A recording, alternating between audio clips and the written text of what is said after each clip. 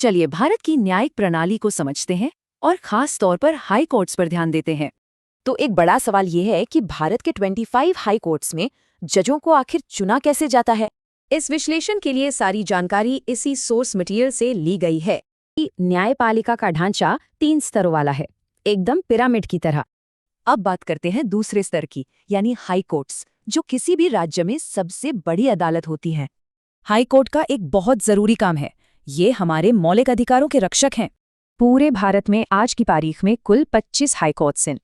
इनकी शुरुआत 1862 में हुई थी, जब कलकत्ता, बॉम्बे और मद्रास में पहले हाई कोर्ट्स बने।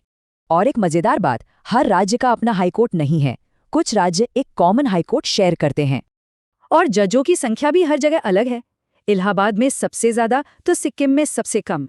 तो फिर सवाल उठता है कि हाई कोर्ट का जज बनने के लिए क्या क्वालिफिकेशन चाहिए। इसके लिए कम से कम 10 साल का अनुभव चाहिए, या तो जज के तौर पर या फिर एक वकील के तौर पर।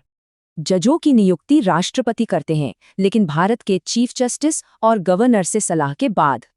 एक बार नियुक्त होने पर हाई कोर्ट के जज 62 साल की उम्र में रिटायर होते हैं।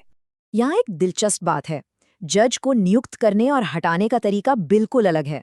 उन्हें हटाने की प्रक्रिया इतनी मुश्किल इसीलिए है ताकि न्यायपालिका स्वतंत्र रूप से काम कर सके। तो आखिर में ये सवाल बनता है कि एक आज़ाद न्यायपालिका हमारे अधिकारों की रक्षा बेहतर तरीके से कैसे करती है।